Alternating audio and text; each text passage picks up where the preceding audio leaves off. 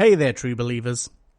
Now that I have a few videos under my belt, I thought I would start branching out from Buffy and start looking at some other TV shows and movies that interest me. I'm not done with the BTVS analysis, not by a long shot, but I thought it'd be nice to vary things up a little. So, let's talk about one of my favourite superheroes of all time. What's your name, kid? The Human Spider. The Human Spider, that's it? That's the best you got? Yeah. Oh, that sucks. Now, if you're like me and you're a fan of Spidey, he can do no wrong.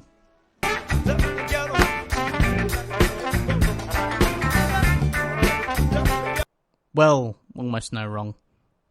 Back in 2002, Sam Raimi took the superhero baton from X-Men and Blade and helped propel the superhero genre into the limelight. 19 years later, Marvel are still dominating the box office and beginning to dig their way into the TV world. But back then, Raimi was going from strength to strength with Spider-Man and the follow-up, Spider-Man 2, which is still argued as one of the best Spider-Man movies ever made.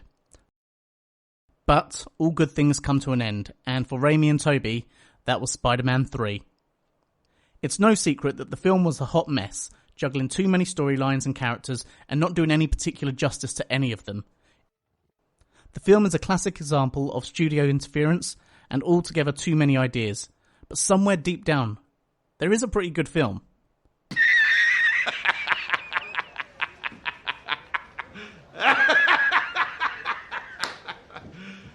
You serious?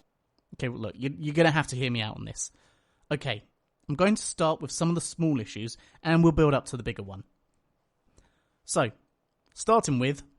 Hey, guys. Wanda? It's Gwen, actually.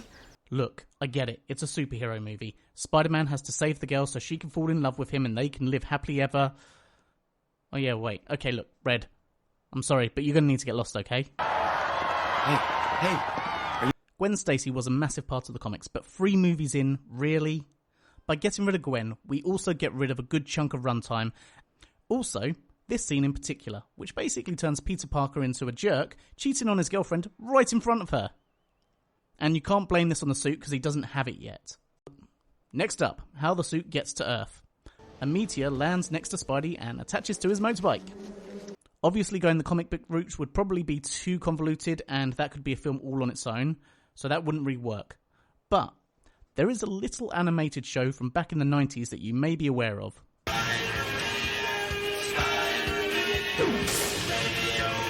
In the 90s animated series, they depicted a story with J. Jonah Jameson's son, an astronaut, who picks up the symbiote while on a mission.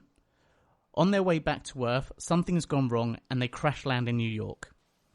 In swoops Spidey to save them in what would be an awesome action sequence that could replace the one where he's saving Gwen. Which leads us on to Peter and the symbiote suit. My main issue here is the lack of the classic Venom logo. So, with the little issues out of the way, we come to the largest flaw in this film, the mishandling of Venom. Something that has been done better, but perfect? Well, maybe one day. The problem with shoehorning in this character into a film that already has 2 villains is that Venom is one of Spider-Man's most iconic antagonists, and it felt kind of like an afterthought. I drew you in with a promise of a small change in order to fix the film, and here it is. Lose Eddie Brock. What? Bro, what are you talking about, man? I know, he's iconic. How can you have Venom without Eddie? But hear me out. And to help me, I'm going to go back to the 90s animated series that I feel already did it better. In the show, Eddie Brock was established as a character from episode 1. By the time he became Venom in episode 10, he had lost his job, his apartment, and he had failing health, which he blamed on Spider-Man. Spider-Man. Everywhere I turn, he's in my way. He cost me my job, my reputation, my health, my apartment. After rejecting the symbiote, it bonds with Eddie, feeding into his hate for Spider-Man. It gives him all Spidey's powers, including the ability to nullify his spider sense. But also, it gives him Spider-Man's identity. The show turned into a psychological horror, with Eddie not only hunting him as Spider-Man, but threatening his loved ones as Peter Parker. This brings me back to the movie. Something Sam Raimi has done very well with his films was establish a larger world for Peter to live in. For example, the scenes involving Kurt Connors always hinted at the possibility of the Lizard. In this film universe, Raimi already has his Eddie Brock, the character that has every reason to hate Spider-Man, and they'd already established it in the previous movies. What have you done? What have you done? That's right, Harry. Think about it. He knows Peter's identity and blames him for his father's death, attacking him using the Green Goblin gear that he found at the end of the second movie. If we cut Eddie Brock and instead give the suit to Harry at the halfway point, we can tighten up this plot thread and introduce in Venom with all of the vitriol built up in the last two movies. Stealing MJ, killing his father, Pete almost killing him and disfiguring him in the process. He's perfect. In the animated version, Spidey has a fight with Shocker, ending in him almost losing it and taking his life, acting as the catalyst to make him get rid of the suit. But in the movie, we get...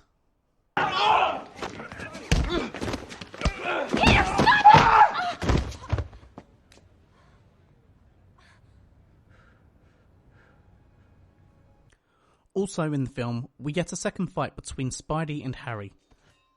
This fight would have been better ending at the same church, still with Spidey throwing the grenade at Harry, but this time burying Harry in rubble. Then, in his grief, over thinking he's just killed his best friend, not walking away like it ain't no thing, Pete zips up to the bell tower and tries to rip off the suit. Much like in the movie, the ringing from the bells aids in this, and the symbiote lands on the rubble below, finding Harry beneath it. Ditching the Green Goblin gear for the symbiote, Harry goes about terrorising Spidey and Peter Parker, with Peter almost powerless to stop him. The end will play out much the same, with Spidey trying to take on both Sandman and Venom to save MJ, making better use of his surroundings and knowledge of their weaknesses to fight them, until it becomes clear that Venom intends to kill MJ as part of his revenge. Flint Marko, being a changed man at heart and a father, turns on Venom and helps Spidey save the day. So there you have it. It's not a perfect movie, but I believe streamlining this character and story, we could have a tighter movie. Did you like that video? Maybe you hated that video. Leave a comment below and let me know. And maybe leave a like and a subscribe. Who knows? Maybe I'll make a video you like in future. Till then, take it easy.